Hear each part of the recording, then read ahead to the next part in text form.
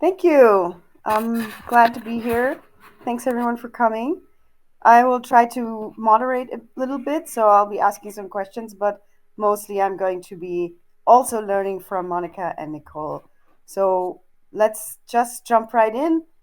I'll just start with first question, which is what are the threats to the field related to racism, microaggressions, and implicit biases? Great question. And I'm sorry, Nicole, feel free to jump in because I'm sure you have a lot of thoughts on this. But I think a lot of the threats to the field, they're sort of the same threats that are present everywhere. That people, because of their identities, because of racialization, certain people, white people, may be considered more important, more privileged. Their voices get heard, whereas people of color, not so much. And then really not having a very equitable, piece in the field in a variety of areas, be it research, development, clinical treatment, access to care. I see racism as a threat to all of these areas. And I'll throw in there, when we think about the threats, it's also, to me, critically important that we also think about what is the context that we are in.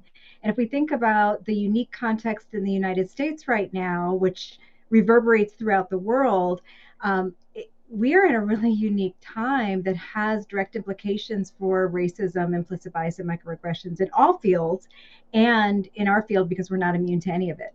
So we've seen asylum seekers have their applications just deleted overnight. We see that ICE raids have begun, that we have birthright citizenship being challenged.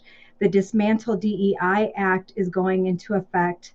The return of stop and frisk policies with policing and police immunity. These are all things that send a message about the value of these communities, that send a message about what is allowable to be done, whether it's through erasure or through violence.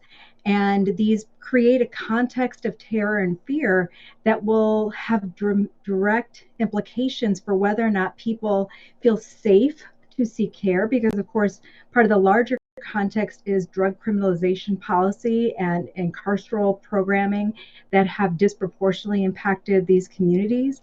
And as we are having this conversation 2 days into a new presidential leadership campaign that has been unique in its drive to silence and prohibit these communities, we are going to see that directly translating into the clients we see, but also the clients we never see, because what we are offering with psychedelic care is going to be deemed too dangerous to partake for many of the same communities that we're talking about today.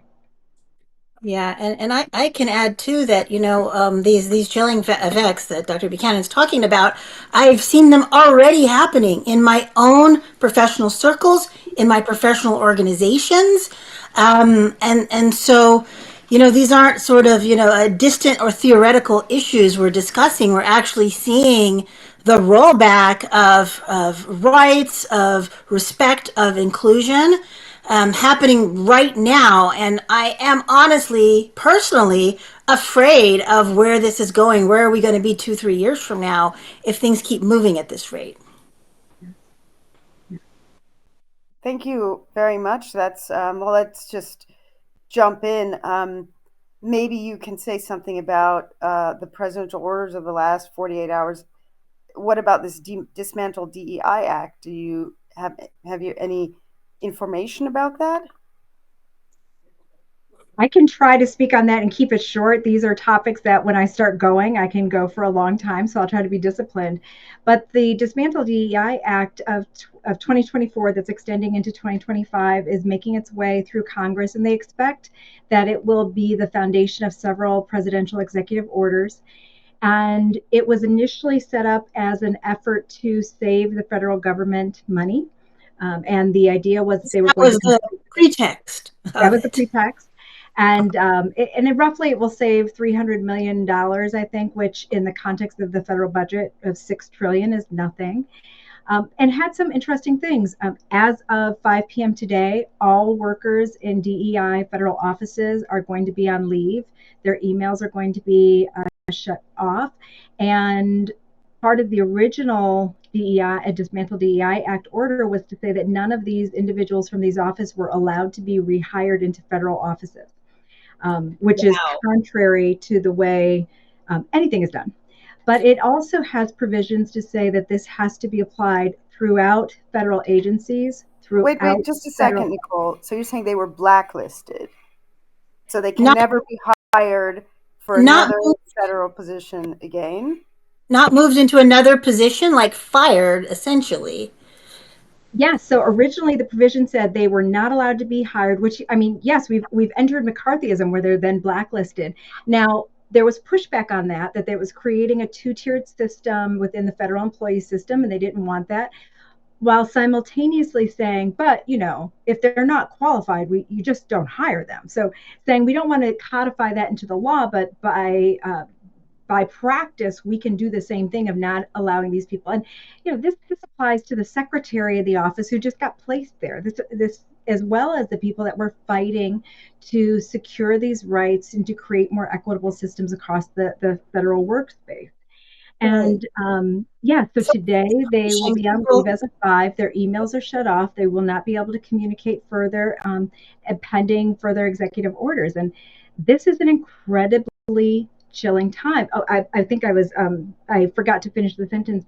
This applies not only to the federal workspace, but all federal contractors and anyone accepting money from the federal government, which we're educators on this panel.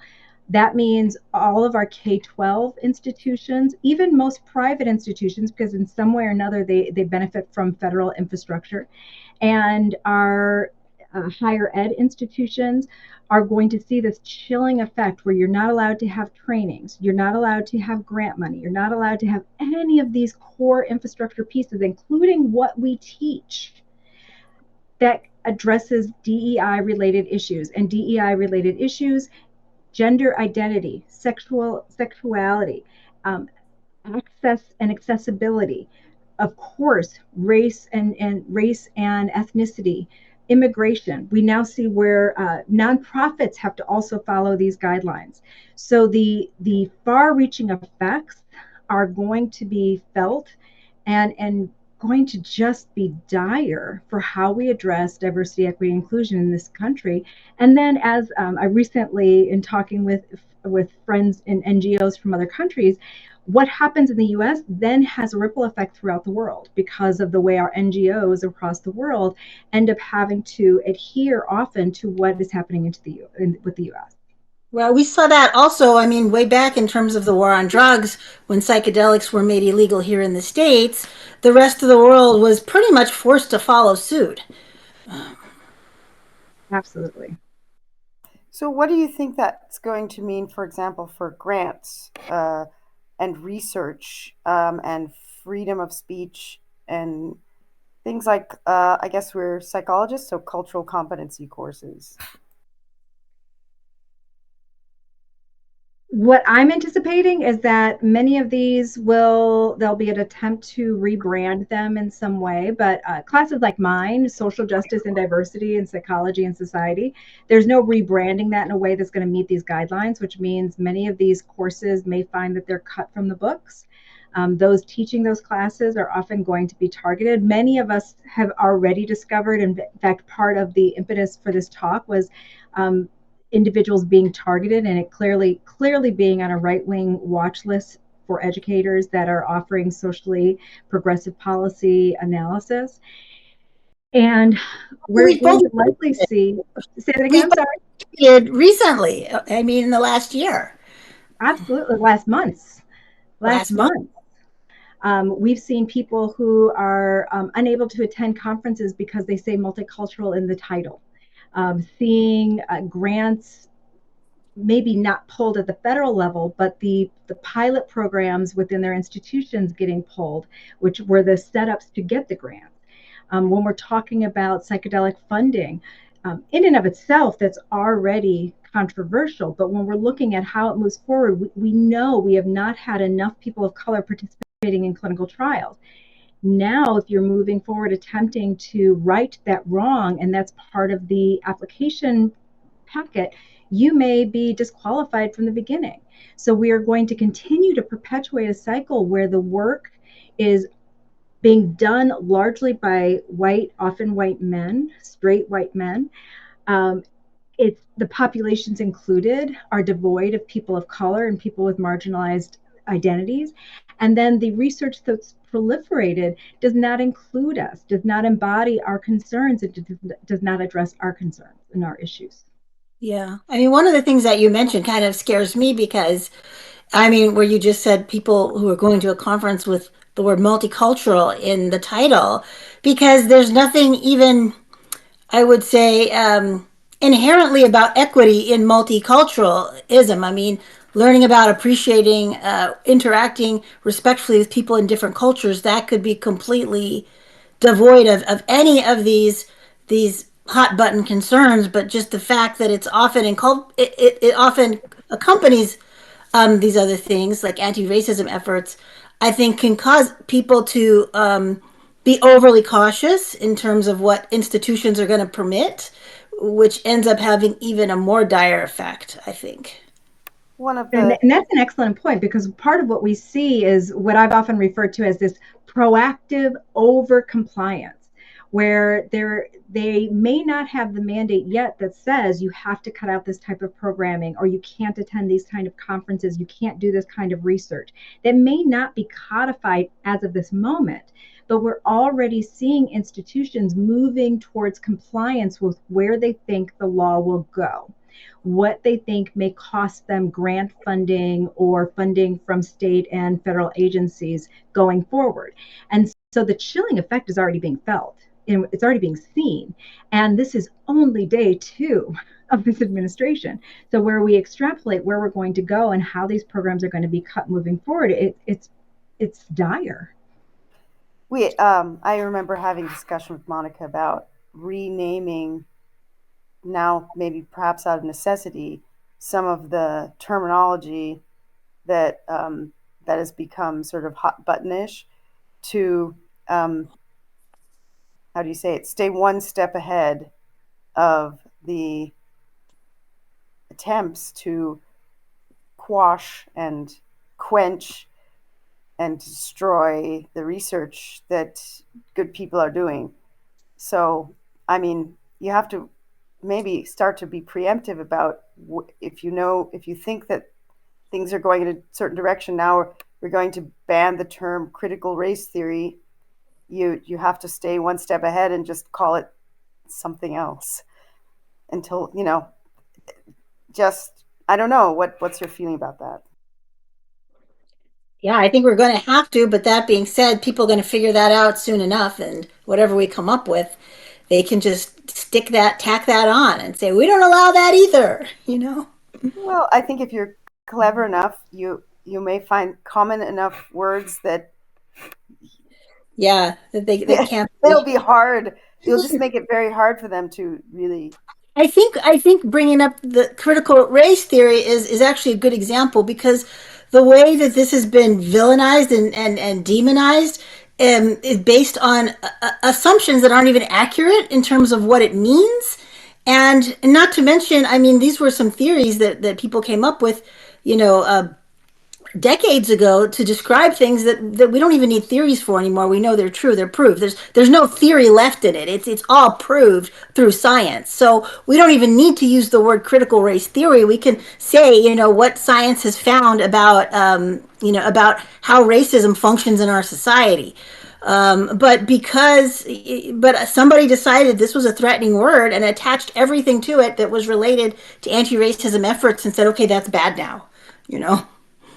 And I Exactly. have to, although the logic is sound, if these are the threatening words that are going to contribute to individuals being kind of excommunicated from the system, then stop using those words.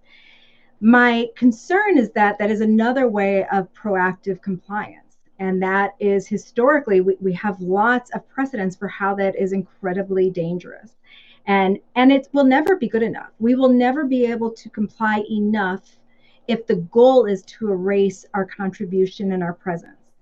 So the only way to comply enough is to disappear from higher ed, disappear from the psychedelic movement, disappear from research and scholarship, because our very presence is countering the status quo, and that is really what's being attacked here. The right to challenge the status quo and to demand better for these various communities, which ultimately serves all communities. And that's part of what's forgotten in this dialogue. Rising and bringing equity to all groups benefits all of society. It's not just a benefit towards those individuals. When we have greater equity, when we have greater safety and access, we are benefiting the society as a whole. And right now, these rollbacks are, it will never be sufficient to just rebrand. And I will go back to examples like my class in social justice and diversity in society. We will never have a clean enough way to talk about the content of that class that will meet these kinds of standards. And we will always be at risk of any student plastering a discussion from our class and having us reprimanded for the content. So if we move in the direction of just trying to use the right terms to get us through the moment, we will still remain in danger at all times. Yeah, I mean, I think it's important. Make no mistake, the goal of this isn't to oh, now we're going to save money and hire the most qualified person, because if that had happened, I mean, NiCole and I would both be running our universities if it was about the most qualified person. But it's all about pushing out people with marginalized identities. That's the goal. So we shouldn't deceive ourselves into thinking it's about something else. So, what do you think? There's always a worst case scenario, but we've gone through this before. We had a whole 50 years to 100 years of post-reconstructionist, I'll say, aversiveness to anything not white, and the solution was we build our own parallel structures, even though they got burned down from time to time. What's your opinion about that? Or there may be a time where you just have to pack up and leave. Please speculate. Monica, would you like to go first? Yeah, I mean, I think there's actually a lot of merit in creating our own structures, because these are some of the few places where we can go where we're not in the minority, where we're not looked down on, silenced, beaten down with microaggressions, right? So I think those are going to always be necessary as long as we're marginalized, and and I think maybe I think it would be important to think about how we can actually have more of that. That being said, I don't know how much of that is going to fall under the Stop DEI prerogative, right? I mean, are we going to see a rollback in terms of historically black colleges and universities and other other institutions that are serving other minoritized ethnic groups? I mean, you could argue they get federal funds too, just like all the other universities, right? So what's going to happen there? I don't know. I mean, when I think about a parallel structure, also, um, as you pointed out, anytime these parallel structures ended up being just as good as white people's structures, they were either taken over or burned down. So I don't have any reason to think that that's going to be any different. Any of the HBCUs that have really been exemplary, we've seen attempts for those to be taken over and whitened, so to speak. That's happened. So I don't know. I'd be interested in your thoughts, NiCole. Yeah, I go back to our understanding of fundamentally what is the end goal here. And the end goal is not merely to create a meritorious meritocracy system where the best of the best rise to the top, because that structure, and I'll speak from the US context, but that structure has traditionally been designed to make sure that there's only a narrow group of individuals who can even compete to be deemed meritorious and rise to the top. And these efforts are a backlash against seeing that when we create equity and access, then we allow more people to compete to demonstrate their skill and ability, that you see that who rises to the top is a glorious cornucopia of different types of people. And really, when we look at all the research, what we see is that actually leads to organizational excellence, research excellence, educational excellence. We are better because of our diversity. We are better as a society when we reduce microaggressions, when we reduce racism, when we reduce implicit biases. We all thrive and do better. At this moment, the goal is not making sure we're all thriving and do better. The goal is to ensure that there is a narrow band of people who even have a chance to rise to the top. And any of the efforts that allow more of us to have a seat at the table are being contested at this point in time. So, again, my question is there a time or is there a point where you say, okay, things have gotten so bad, we need to think about, I'll say abandoning ship, but as distasteful as that may seem, sometimes that might be the best solution for people because, they're not only their livelihoods, but then their lives are endangered. Well, it makes me think about what happened in Nazi Germany. The writing was on the wall in the 30s before, World War II started. And a lot of people were starting to get very afraid and left. That being said, this is a challenge too because I mean the United States is a very large, powerful, influential nation. Where do you go? The United States they influence everything, everyone, everywhere, right? And the reality is, many of us will be in a financial position, maybe attractive to other nations, where we can be recruited to go do work elsewhere. But what happens to the masses we leave behind? What happens to those? I think about people I care about very much in my life who would never be in a position financially and otherwise to simply leave the US and go to another country. It also is expecting that other countries are going to want large masses of our population there, which we have no reason to believe that that would be the case. So, yes, I believe people should do smart self care. They should do what they can to remain safe. But we also have to have people here who are in it for the long haul, who are willing and able to fight and to keep pushing back against these kinds of forces. We're not going to ever be in a position where all of us impacted can leave. Therefore, what are we going to do if we stay? What are we going to do when we fight? How are we going to engage in these processes? That becomes an essential piece of the conversation. Thank Yeah. you. Those are very, very interesting comments. Much appreciated. We kind of got I, off. Yes, go ahead. I have to kind of jump in on that because you're not in the United States anymore for some of these reasons, and I have to wonder what are your thoughts and feelings about what's happening in the states? You being on the other side of the pond there. Well, the rise of fascism and right wing sentiment is global. It's not limited to the U.S.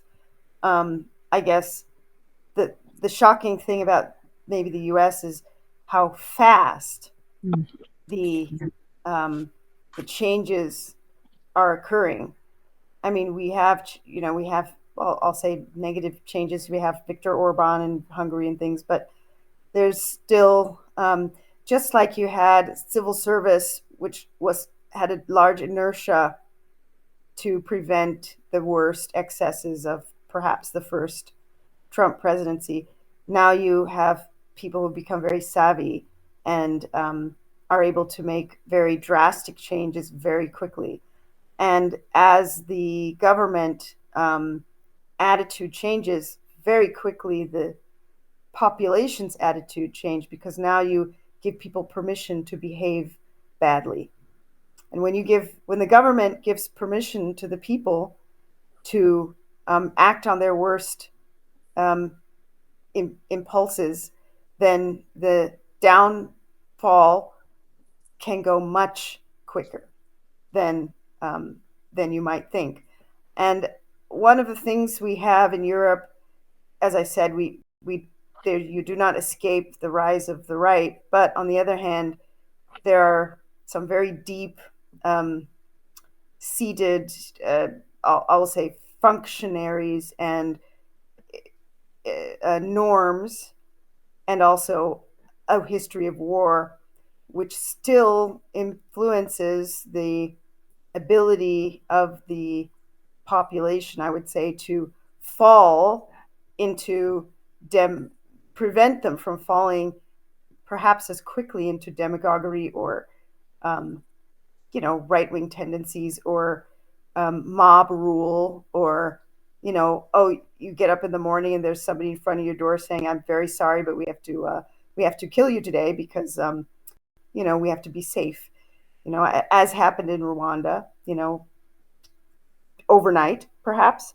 So although these impulses are they're everywhere and they can be everywhere, the utter swiftness of the situation is extremely alarming, and that is what it concerns me personally. But there's no safe space. There's only the space you make. Hmm. That's sobering thoughts, and phew. I wanted to also recognize if we were having this conversation 6 months ago, we would probably have a different focus. This conversation is very much informed by the very rapidly changing political climate that we're in and the very real policy changes that are going to impact the work that we're doing, but also bringing it to our smaller community here. It's going to impact the way psychedelics um, is brought to the larger community. It's going to impact how we do our work and where our priorities are going to be. And we're in this critical moment where we can proactively overcomply or we can stand up for the values of this community. Well, when we think about the psychedelic community, there have been some critical moments that suggest that we're not all on the same page when it comes to creating access and equitable practices within the field. Um, that's an unfortunate reality that all of the challenges we see in the larger community, we will see in the psychedelic field. And I personally have witnessed there being an uptick in blatant, racist, homophobic demagoguery happening within the psychedelic movement. And it's been very concerning to me because part of what we have heralded as a value is we as a community are elevating ourselves. We are doing the work, we are learning and growing, and that has been a community value. But for some reason, when we apply it to racial equity, when we apply it to whether or not we might be engaging in behaviors that are microaggressions or show our implicit biases, people revert back into being very closed minded. Not everyone, of course. Many people will revert back to being very defensive, closed minded, judgmental, and refusing to do the work specific to their complacency these kinds of behaviors. And if we do that, we are now poised to really create radical change. But if we fall back in being comfortable around these issues and being unwilling to push ourselves further, we're going to lose a lot of the potential we have as a field to change the way society is functioning. Well, I have to say, I really appreciate the psychedelic community because there's so many people in it, including, straight, white, cisgender people who have been persecuted because of their stand about psychedelics and their research and their willingness to speak out and their willingness to be persecuted for what they believe. And I have found that I think that gives people in this community a slightly broader lens and an easier ability to understand, suffering, rejection, malignment, but not by any means a perfect understanding. And I think that, and my hope is that people will dig deep deep and realize, this isn't going to be easy. It hasn't been easy to get psychedelics to where they are now, and it's not going to be easy to push through this attack on equity, diversity, and inclusion. But I think if people can touch that place, they can rise up and do it. And my hope, maybe naively, is that the psychedelic community will come together and say, no, not us. We're not down for this. I don't know. What do you think? I think that is exactly what we have the potential to be, and we have to make the choice if we're going to live up to that standard, if we're going to live up to those hopes and dreams. And we are fractured as a community where many of us are making this commitment and living out that commitment every day. And then there are those who are deeply offended by the fact that we are documenting this is happening. This is the reality, not only in larger society, but also here in psychedelics. We have a racism problem within psychedelics. That's not a condemnation of our field or our work. That is a reality that is ubiquitous across the world right now.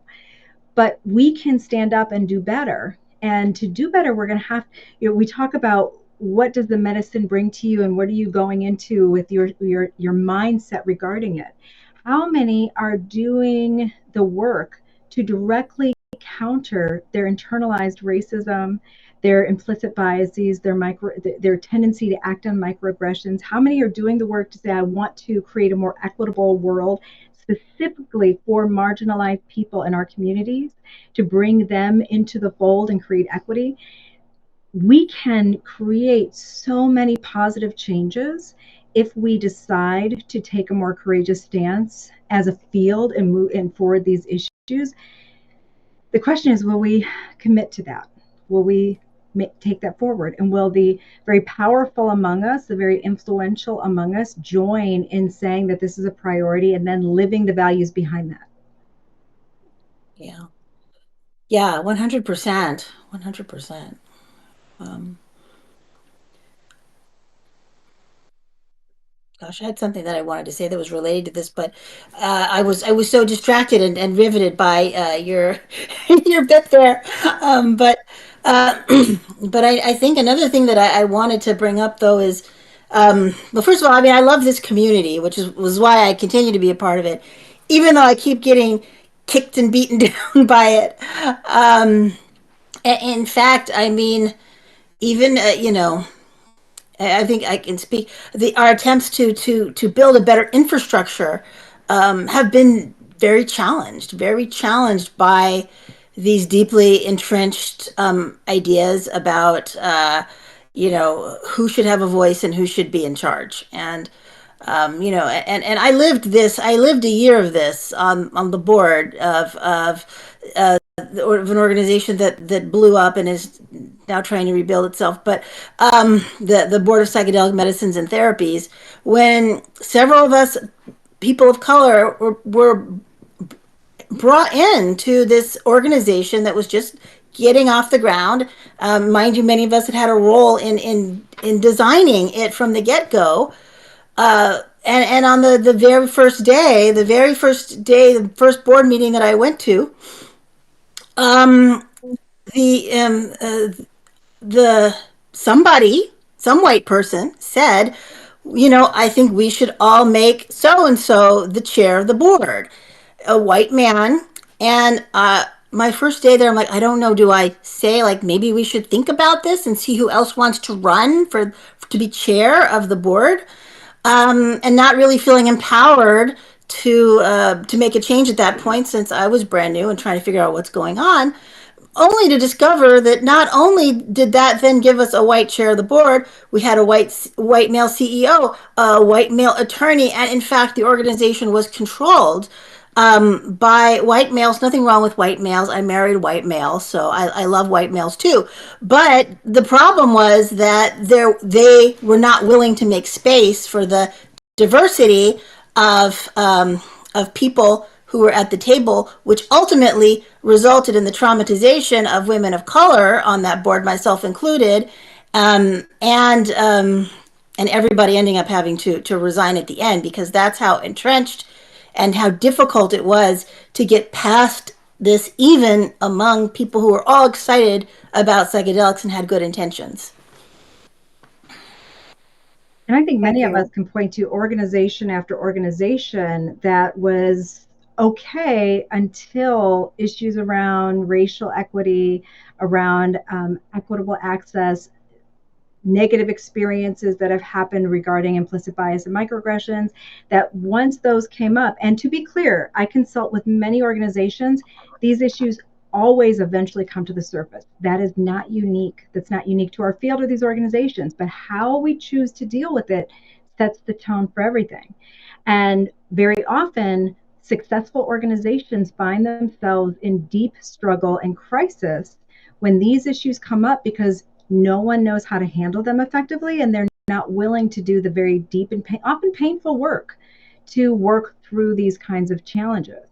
And this is an example within organizations. It applies to larger fields, and as we see, it's applying to our country right now. Well, mine, I'm the one left in the U.S. right now. I know Don't I'm in worry. Canada, folks. I feel a little bit of safety from everything going on in the States. Just a little. Still people that I love strapped there. Don't worry.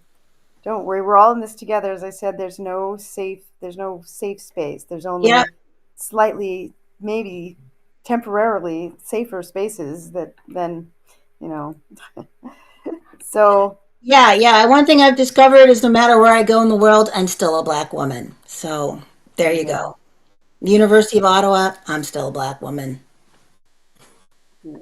So, If I could, oh, go ahead, Sonia. what kinds of things can we do knowing roughly that bad or worse things are coming than have already been done? How can we save our students? How can we do our research? How can we publish the things we've been publishing? What's the best response that we can start to give? Is there anything smart that we can do preemptively? Well, honestly, I have no idea. I'm going to keep doing what I'm doing until I run into a roadblock, and then I'm going to push back as hard as I can, which is what I always do. And if I can't get through, I'm going to look for a way around. But I have to hope that there are some, I don't know, brighter minds looking at this who really understand the legal stuff and are working to fight this. But but for me, I can just say I don't know how this is going to all play out. I'm very worried on the one hand. On the other hand, I'm not going to stop what I'm doing. This is what I do. This is who I am. So I'm going to be fighting for equity for communities of color forever, if that's what it takes. Thank you. I want to say yes to all of that and also encourage us as a field to really examine how we are living our values and how we want to make sure that we are aligning these things. Um, Organization was mentioned earlier. I'm currently part of the board of psychedelic medicine and therapies, and the attempts to put us back on the right track and with living the values as we're pushing forward a credentialing program for practitioners to ensure people are offering safe care and to ensure our legitimacy within the general public. And what we know, one of the challenges that's happening in the field is our infrastructure. And our infrastructure has been crippled because 96% of all the money in psychedelics goes towards drug development, which means all of the other amazing organizations that are doing training, direct care, infrastructure development, like our organization, they're all scrambling to compete for that same 4% of funds. This is not a sustainable future. If we want to create more equity, if we want to ensure that we are doing what's in our best interest as a field and the individuals who need our care and the general public, we have to look at how money is being sent and have our money follow our values. So having that 4% expanded to a larger portion is going to training, going to infrastructure and organizations that are doing that kind of work. They're going to the organizations promoting safety and equity. So looking at, are we aligning our values, aligning our commitment to do good work with the way we're spending our money, or are we going to continue just funneling money into drug development? And then supporting those individuals who are doing the training. You're doing the training, doing the expansions, doing the equitable access, and offering services to those who do not have access otherwise. So those would be some of the things we can do as a field and make those kinds of commitments. Us individually determining that we are going to stay in the fight is incredibly important. But also, who are we bringing along? We must have competent, willing allies who perhaps are not direct members of these communities that are being targeted and marginalized, but they are willing to stand up and stand out as being in support of these communities. And they're willing to work together with members of the communities to push forth initiatives, do fundraising, write policy papers, see clients, expand training to address cultural competence and intersectional cultural humility, do these things that improve our field for all members of our community. We have to have a comprehensive model of how we're going to go forward. We have to each decide we're going to do our part, but we cannot leave it as the responsibility of those with marginalized identities only. It has to be something that is far expanded beyond that. Yeah. Yeah, I mean, I'm so glad that you brought that up because, I mean, again, this is people think, they think things like racism, like that's a black person problem, that's a POC problem. It's not. It's an everyone problem, right? Because sometimes I'm like, well, if they would just stop being racist to me, this would all be fixed. So all of us need to come together, you know, um, like we need white people to help get rid of racism, right? And we need allies. We need people who have privileged identities to be willing to stand up for those who don't have privileged identities, no matter what realm that might be in. And allyship is hard.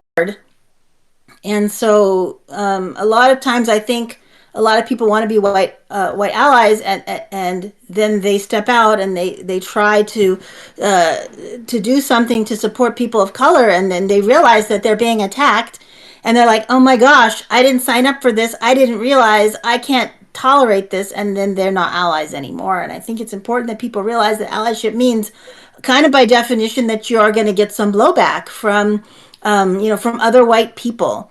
So so people have to be understand that this isn't just about, I'm going to just transmit my good wishes to you psychically, and that's going to help the problem. Like, no, it's also like rolling up your sleeves and saying, I'm going to lock arms with you and we're going to do this together.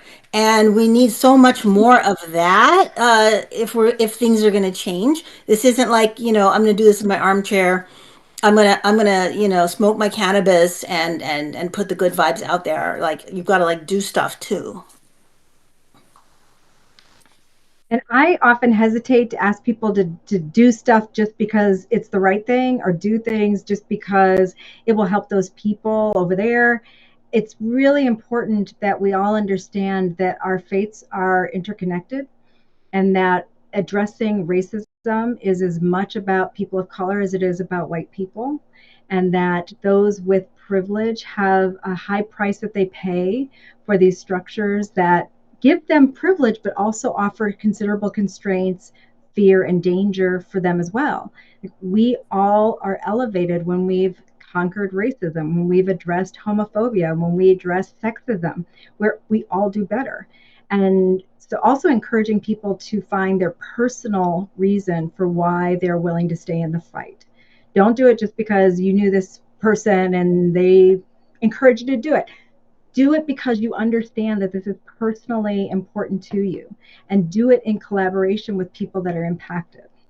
Yeah, I'm glad you brought that up. This is what I wanted to bring up before, actually, that I just remembered, is that racism is not just harmful to people of color, but it's toxic to people who are racists as well. So even though, yeah, like you get some goodies out of it, but like, what is the cost to your soul, right? To, be harboring that infection inside of you.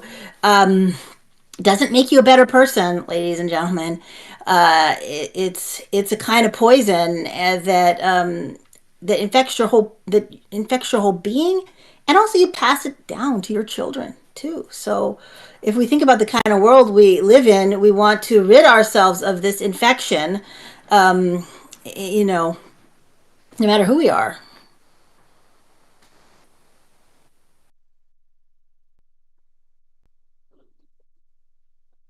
Monica, I know you've done a lot of writing on addressing racism, both in a clinical context and elsewhere. Are there steps that you encourage people to take that help them figure this out for themselves and move forward? Or are there things that perhaps those that are on the call that are clinicians or practitioners, things that they can start to think about of how they might bring this into their practice as something more active? Yeah, I'm glad you asked that. Actually, I teach a graduate class every year called Multicultural Psychology. It's not really about multicultural stuff, although that's a piece of it. I'd say the first half of the class is really just getting people to be aware of their own bias and prejudice, because you can't help people who are different if you don't understand what you're bringing to the table, how you've bought into lots of what I call, pathological stereotypes about people from other groups, and you don't have any humility, right? Because you're like a bull in a china shop. You're going to do more harm than good. So the first half of the class is just helping people understand their own bias, and in our culture, people tend to be so shielded from even talking or thinking about their own racism that they don't even know the extent of it. They don't know the depth of it. They don't want to look at it. And in my class, we're like, yeah, we're going to look at this. And we start with just some exercises that should be very simple. At least I thought they were simple until my students started freaking out and they're like, why are you asking us to do these horrible things? This is so inappropriate. I'm going to report you to the dean.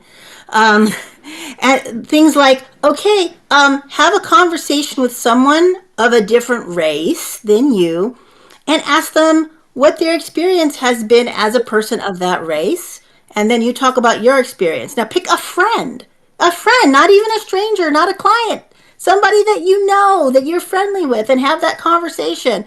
And boy, the pushback that I would get sometimes from students, for a number of reasons. Some of them didn't have any friends of color, um, but they didn't want to admit that. That was another exercise where you're going to make a map of your friendship network and see exactly how biased you are, because who's not included, right? So think exercises like this that really made people face the ugliness of how they've been conducting themselves and living their lives. And so I think that has to be the first step before you can go out and be like, I'm going to be a white ally. No, what's going to happen is you're going to be a white savior, and nobody wants that, right? So to be an ally means you're listening to people of color, and you're working to center their voices. You're not standing there with your own bullhorn saying, I'm talking for you. You're saying, let's let these people speak and listen to what they have to say and then do what they're saying, right?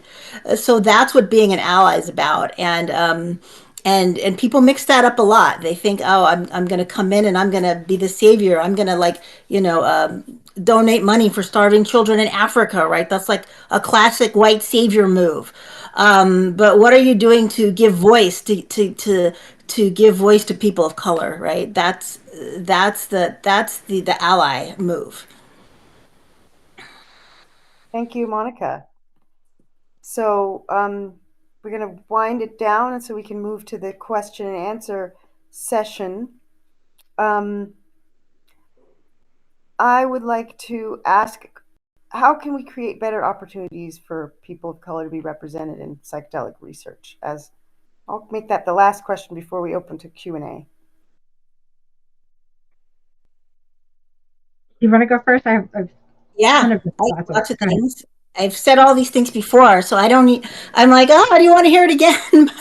But the first thing we have to do is, for those of us in positions of authority, those of us who run research labs, run clinics, have employees or have colleagues that you work with, look at the diversity of that network, right?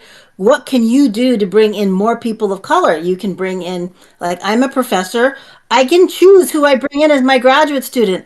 I can bring in the usual, prototypical white student who has a 4.0 from an Ivy League school, or I can say, I'm going to mix it up. I'm going to bring in somebody different because I value diversity, right? The same if you run a research lab, you can decide who are you letting in your lab. If you run a clinic, who are you bringing on as therapists in your clinic? Who are you reaching out to collaborate with you on your research studies? So I always say look at who's in your network and ask yourself, how can I mix it up, right? Because as NiCole pointed out, having diverse teams, I'm going to say no lie, it's more work, but you get more from it because you have a diversity of perspectives and to draw from, and things go better. So yeah, I'll pass the baton.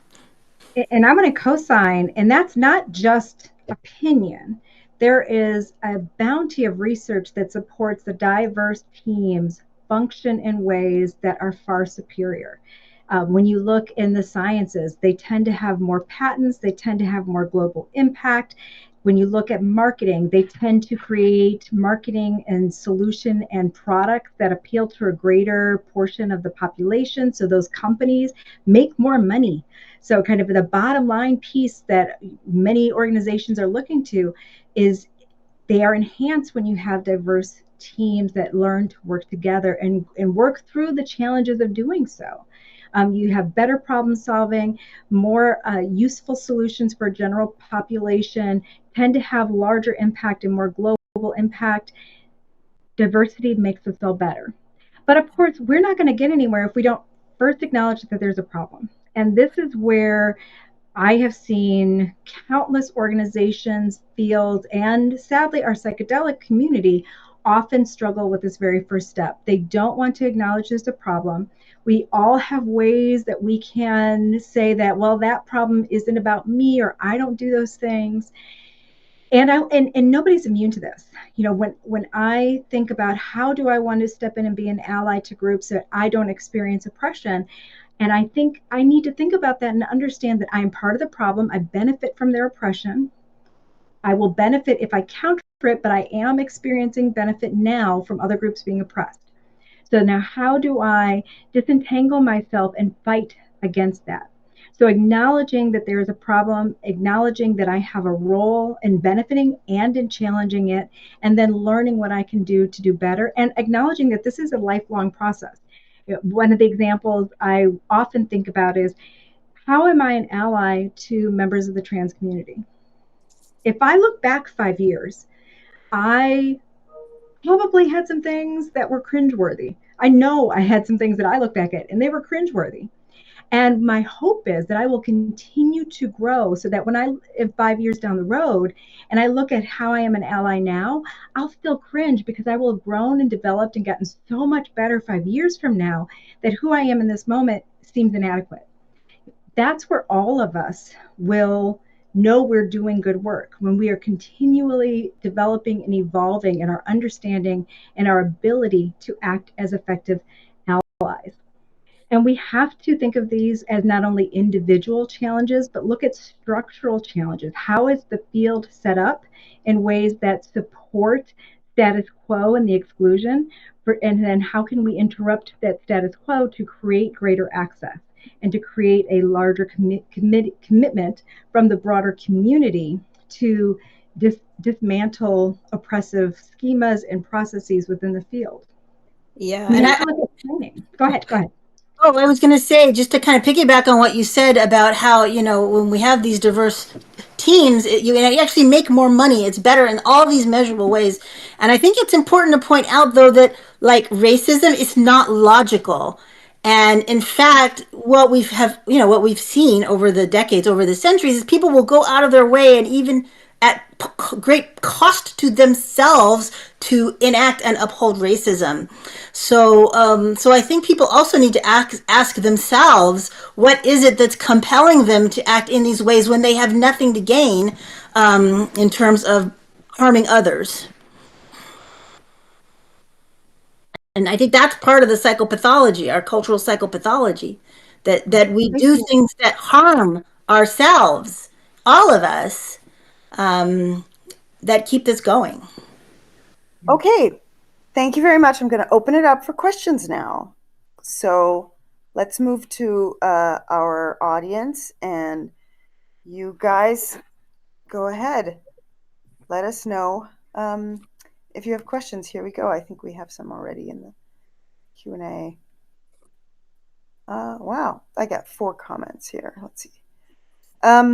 First is, do you have a, is this right? Do you have a dream project you're looking to fund?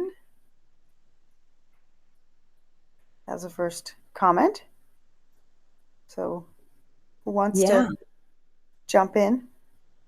I mean, I have several dream projects, but I think along these lines, one of my dream projects that we're hoping to get some funding for soon would be a project where, well, maybe we don't have any funding for this coming, but where we can actually have psychedelic group ceremonies and retreats where people can really focus on, on curing their own racism, where we can have a space where people can take some time to really kind of think, meditate, learn about racism and its role in their life, and then use the medicine as a way to connect with that with the goal of overcoming it. Oh, I love that. Wow, Love that. Sounds great. I would say I probably have 2 pieces. One, I would like to see a large scale education campaign for the general public that is crafted to address the needs and concerns of particular communities. So if I think about my experience in the Black community and what psychedelics have meant for us, there have often been legitimate reasons why people are terrified to consider partaking. Whether we're looking at drug policy and drug criminalization, the war on drugs disproportionately targeting Black and Brown communities. When I grew up with a story of people who got fried on acid from one hit, and there's so many pieces of this that become a barrier to members of my community being able and willing to even consider that psychedelics could be healing and powerful for them. I'm also, I have a small group of clients that I work with, and each and every time there is a considerable education process around psychedelics because the terror has been so deeply embedded that we can't touch these drugs. These will get us in trouble. We'll end up in jail, or they'll fry our brain and we'll never be the same. So if we could have this large scale, community-wide education programs that get to the particular concerns of the individual communities, I think that could be really powerful in making sure that when these are widely available, members of our communities will step up to partake. And without that, we could do a ton of work and not have any takers because people have not had information to challenge the stereotypes, the fear, and the legacy that has led to that fear. So we have to do that. I'm so glad you brought that up, because we were doing our study of MDMA for PTSD in Hartford. We were reaching out to communities of color. African Americans, the largest community of color there, and we found that exactly that there was some very specific concerns people in that community had that we had to actually very specifically address when they would come in to talk to us about being in the study, fears of disability, of death, of legal repercussions. And in fact, it wasn't even just participants, it was even the therapists, some of us in the study, because part of it was you go take MDMA in as a healthy volunteer as part of a research study so that you can have that experience before you can be a therapist in the study. I mean, you still can, but that was encouraged. And, we had several other Black people in the study. All of us were afraid because we're like, oh my gosh, what's going to happen? What does this mean? Just like you said, NiCole, all of these fears that are programmed into you growing up, your brain's going to be fried. The cops are going to descend from trees and take you off to jail. All these things. So yeah, it's real. If I could do a second program that I would fund, it would probably be my work with the Board of Psychedelic Medicine and Therapies, because the goal is, let's create certification processes. Let's create ways of ensuring that the practitioners out there are well trained and have experience, and that will show the general public that these are safe, and here are people that you can go to that are safe. And that may not be as relevant 50 years from now, but right now we need mechanisms and infrastructure to really prove to the public that this is a safe treatment method that they can go to. And so I would fully fund that initiative if I had all the money in the world to do so. Thank you. So I think I have another question from the community. What's your experience of being the object of hate online, and how do you deal with it? Ooh, lots of stories on that. Do you want to start, Monica? Yeah, I guess I can start with my story, my recent story where 60 mostly white, mostly male professors decided to attack me and two other black women who had written a paper back in 2022 called, How to Be an Anti-Racist Clinician. As part of that paper, we illustrated how racism has been embedded into psychology since its inception. And, and we're telling the truth. We're saying these are notable people in the field who have advanced racism. Well, one of the people in the field who advanced racism, I won't mention his name, but it's Scott Lilienfeld. And we mentioned that he had advanced racism by, with his work around basically saying microaggressions weren't like a real thing. So his friends, I guess, at some point got angry that he's passed away. They felt his good name was somehow maligned by being on this list of people who promoted racism in psychology, and they got together and they put together a very mean letter, basically kind of calling our work oxymoronic and beholden to political I don't know, good political aspirations or something like this. Basically saying we're not scientific, even though they gave no science behind their points. And then had, like I said, 60, several of them were very well known people sign off on it as a way to attack our credibility as scientists and a way to put us in our place as black women. And I was upsetting, and then I'm like, yeah, we're not having this. And so we did a campaign to push back against it, and have been raising awareness about it because we're not ashamed of our work. We're very proud of it. We stand behind it, and people should know who these racists are. So that's how I dealt with it, and made a few complaints too to some of their universities and one of my professional organizations as well. Well, and I think of, I don't think it's accidental that we both have very recent experiences, recent as in the last 2 months. Yeah, talk about your That, video game. Oh my gosh. yeah. So I have done a TED talk on implicit bias. And one of the things that recently happened was someone used my video. I show up in their thumbnail. They use clips of my talk throughout their video to basically claim that I was, oh, this cute little girl that is totally confused and doesn't know what she's talking about. But isn't she sweet? She put together this silly little video.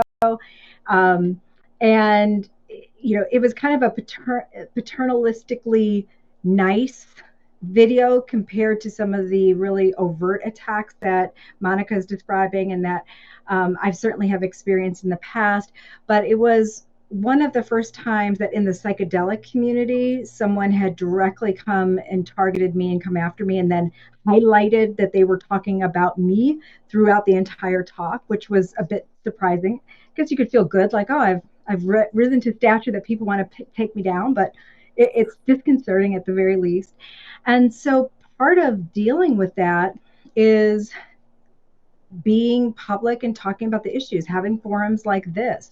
Chacruna has an amazing bounty of articles and writings and contributions from authors who had lived experiences related to these concerns, and also being able to elevate the voices of people that have historically been left out of the field.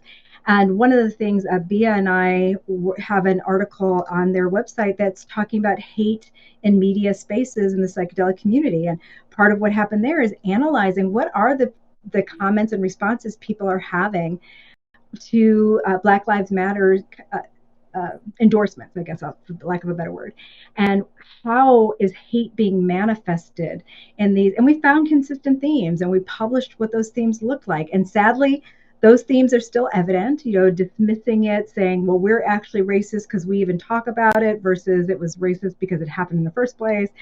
All of these different themes and myths about what racism looks like and how people maneuver their way to say, oh, I'm not the problem, it's not me, even though they're engaging in racist behavior. And so that's part of what I do. I try to exhibit bravery and talking openly and publicly about these experiences, including academic discourse in my responses, but also being willing to share personal stories and pieces about how these are impactful, and trying to be consistent and showing up and stepping up to talk about these concerns in a world that tells us to shut up and sit back and be silent about them. I know silence is complicit. I know that silence can be violent in the face of people suffering. And so I try to get myself to step up and be forward and be honest and open with these conversations on a regular basis, and visibly in writing and in person.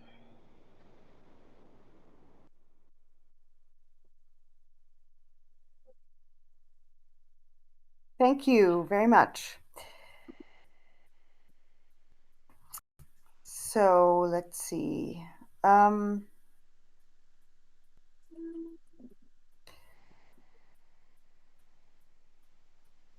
I have a question from the audience, which is, how would you recommend going about creating a more diverse friend circle without contributing to reverse racism?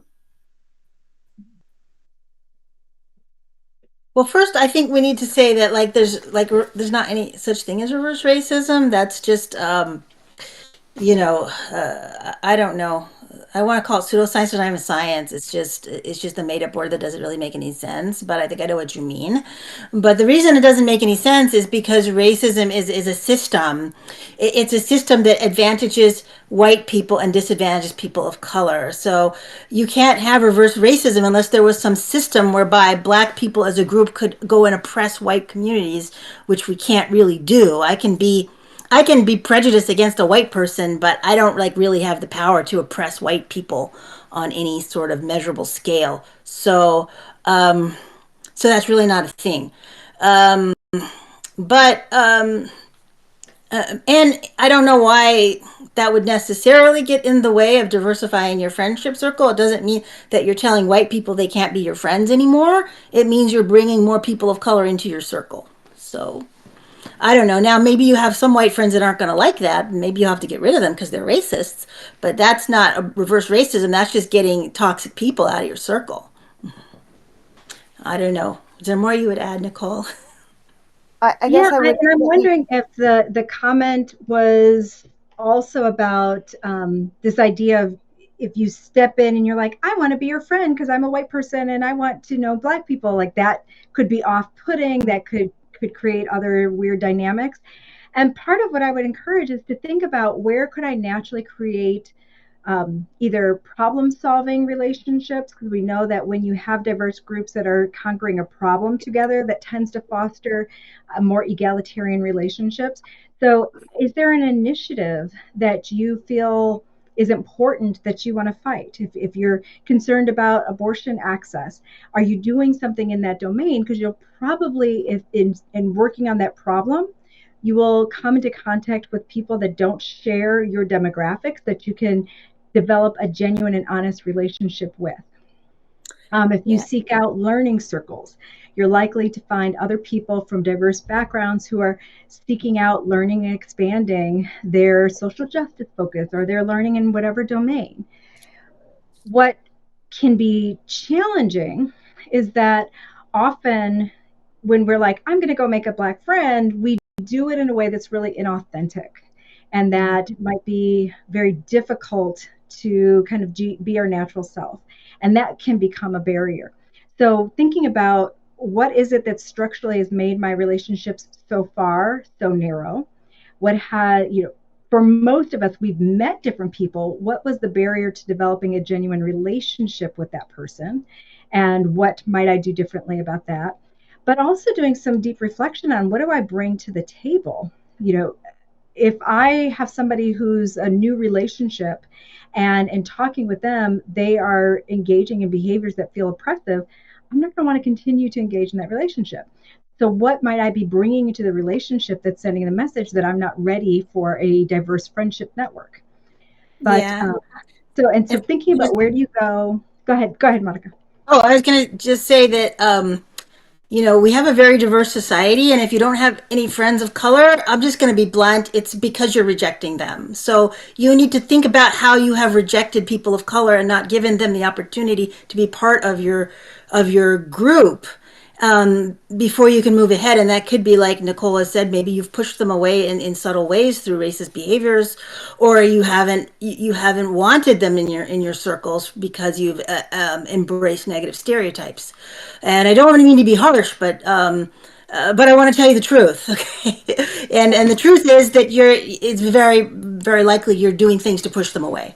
But Monica, Nicole, what if you see the question from more of a perspective of how do I open my friend circles to people outside of my race if I've been raised in an environment where I only or mostly have friends of a certain race?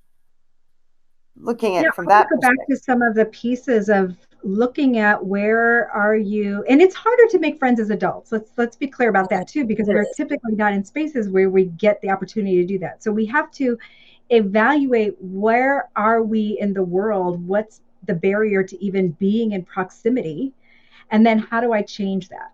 So seeking out opportunities where there are diverse groups of people where you can be your authentic self, you can focus on issues that are of importance to you and find other people as a starting point, find other people.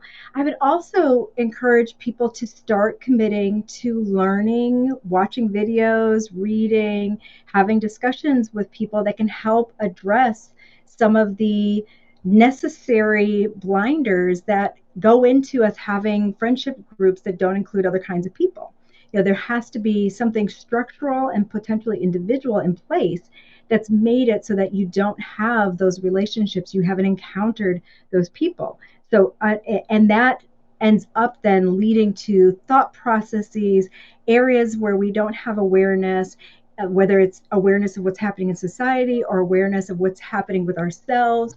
All of those become barriers that we need to dismantle.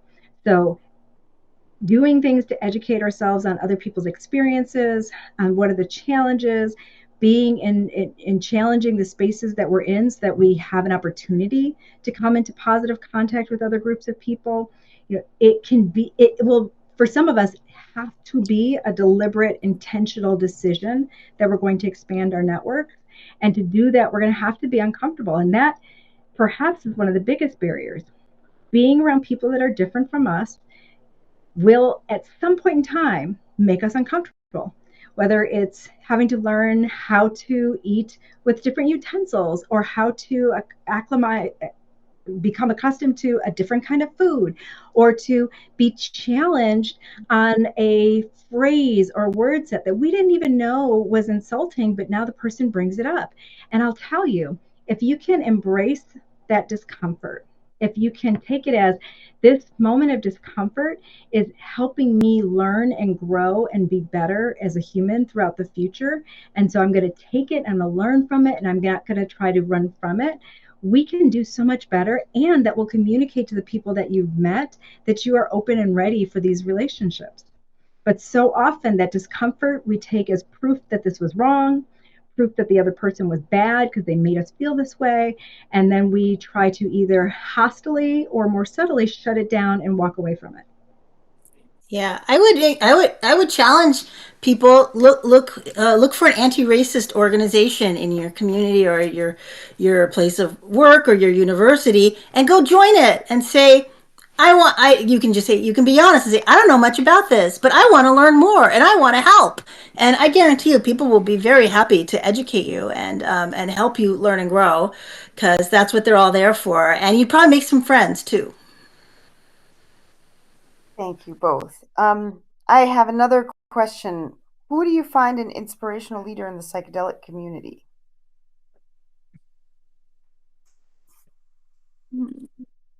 It's a tough one, huh? Try Well, to. I feel like I have so many different people that I look up to for different reasons. Is it not to, but Monica does amazing work in this field. When one of the articles I wanted to talk about earlier, when I talk about understanding and knowing what other people are experiencing and understanding what in our psychedelic field have been the barriers, Monica has an excellent piece that looks at the research experiences for white people and people of color in psychedelics. And if you want to do work, whether you're a clinician or you're running clinical trials, you're a research scholar, that should be mandatory reading because it really tells you how different the experience is and what we are asking participants to do and where those barriers come from. They're not made up out of nowhere. They came from a body of experiences that we have to understand if we're going to call ourselves legitimate leaders in this field. So the bravery it takes, the dedication it takes to do work like that and to put yourself out there in that way is inspiring to me. I always hope to grow up to be more brave like Monica. Um, I also look to Chacruna and the work that's being done here and to Bia's work and trying to create a space where we're having these more difficult conversations. You don't see these conversations happening in very many spaces. So what are we doing to expand discussion and conversation, to hold the field accountable? And for me, accountability is often a loving act. We think about how do we parent, how do we care for friends? We hold them accountable because we care enough about them that we want the best for them. So that's holding our field accountable and asking it to do better and creating space and conversation. That's a big piece of what Chacruna is doing. I very much appreciate that. I also think of the People of Color Collective and some of the drug policy work they're doing. I mean, there are just so many different organizations and people that I look up to when I want to aspire to be a better version of myself and to do better work. Thank And I you. will second all of that. I will second all of So that.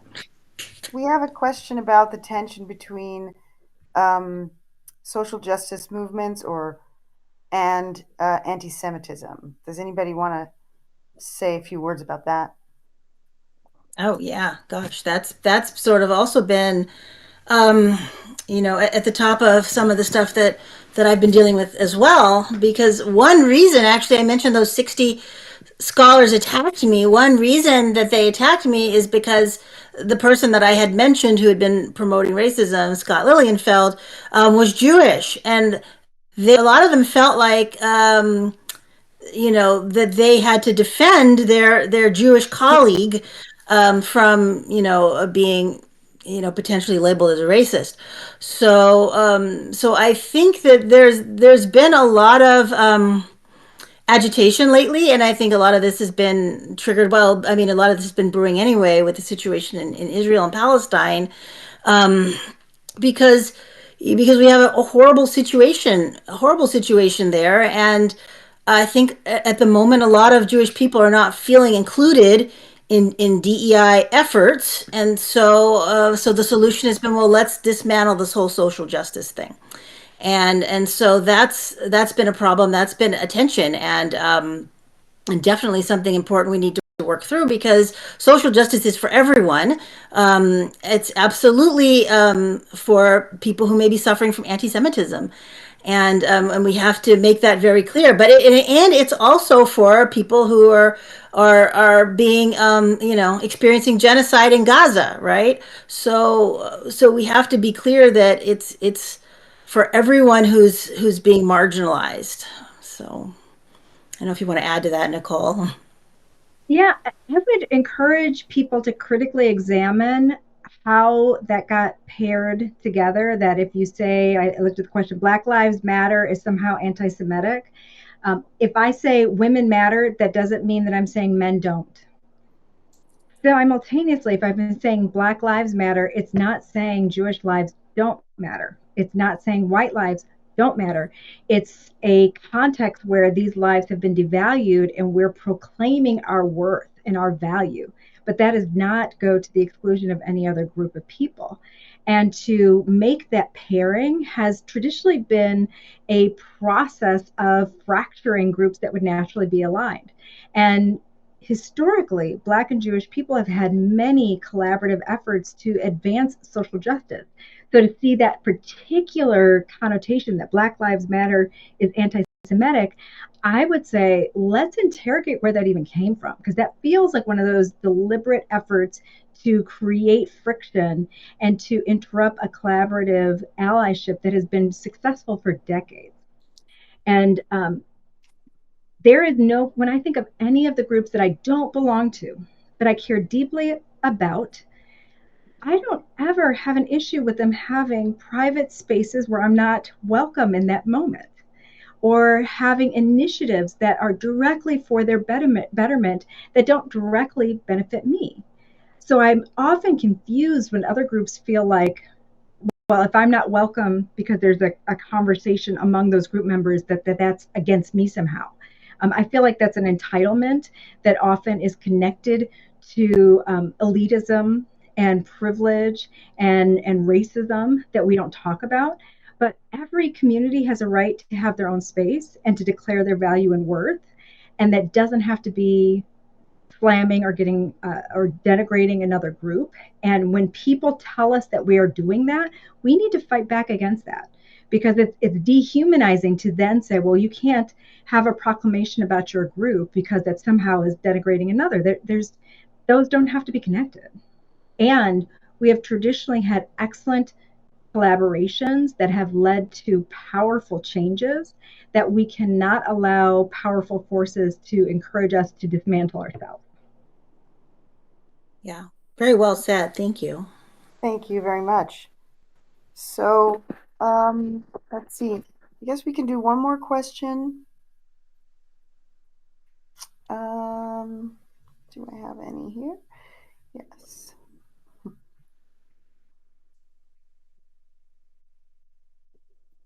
Chacruna gets outreach from people of color that are dismayed with the state of affairs in the field all the time. What kind of advice would you give them? Well, dismayed in what way? Oh. Right now, What's I feel like if the you're not solution? dismayed, you're not paying attention. Yeah, and I would say You're keep in the awful questions time. coming. Please keep contributing, because some people are going to stop contributing because, due to the backlash against DEI. So So stay the strong. clinician in me tells us like, go back and revert into your self-care. Do the things that create a sense of safety and wellness for yourself, but don't allow yourself to only engage in that space. Make sure that you're also engaging in the fight. And we need people to engage in the fight in various different ways. Some of us feel very good being out in the streets, protesting and marching. Some of us feel very good writing articles and writing to our Congress people and doing things that make demands in that front. So, and some like to do all of those things, which I love and encourage. But find the ways that you can resist and stay engaged in resistance. Also, do incredible self care, because there are forces that are trying to silence us and try to harm us. We have to engage in self care. We have to care for one another, and we have to find a way of staying in that fight. Thank you very much. So, what do you? Here's the last hypothetical. What do you do if the dean comes to you of your program and says, "We have to remove all the diversity stuff from the curriculum. How are we going to deal with this?" What do you say? I mean, gosh, are you checking my emails? Are you in my? I think this is what a lot of academics are facing, where they're being told, and perhaps even more dangerous, a lot of them are being told, oh no, that's not what's happening, just adjust in this little way and then adjust in this little way until what you see is everything that you stand for and you value has been cut out of a program. We have to continue to fight it. It's useful to find the empirically supported data that shows why having diversity is beneficial, but we are in really incredibly difficult times right now. I don't feel like I have great answers because we are facing this in a way that I haven't experienced in the past. But we have to be united in fighting it together. I don't know, Monica, do you have more insight with this? Yeah, I mean, yeah, again, we're not exactly sure how this is going to unfold, but what I have done in the past is I just make it very clear I don't do politics, I do science. And what I'm teaching is science. And until it's illegal to teach on science, that's what I'm going to be doing. So I mean, I don't make stuff up. I don't have time to follow the news. I'm doing research and I'm proving things, and that's what we're learning. So in so much as the science aligns with best practices in DEI, then that's what I'm going to be teaching. So when you tell me that I can no longer teach science, then this isn't a university anymore. It's a propaganda machine. So Well, thank you very much. And I think we're going to end on that note. Yes. Yes, so we need to wrap up. There's some final words that you guys would like to share. well, thank you all for coming, and these are crazy, strange times, and I don't know if I've completely wrapped my head around it. Maybe I'm in a bit of denial. I'm hoping this is a temporary blip and things will go back to normal, but the history has not always borne that out. So yeah, it's a scary place. I didn't quite hear you. I'm sorry, but I'm going to take what Monica said to extrapolate what I think you may have said.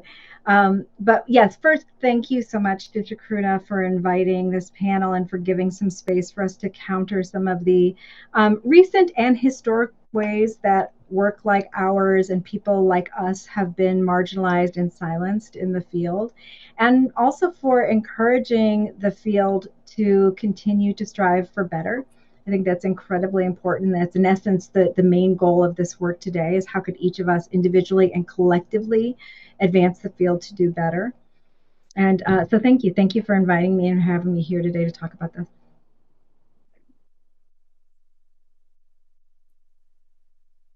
Okay, so if Sonia doesn't like to make some final words, well, thank you so much for coming, Monica, NiCole, Sonia. It's It's late been here, so I'm just going to say thanks everyone for coming and sign off. Good night. Thank you for coming late. yeah, thank you, Sonia, for the effort.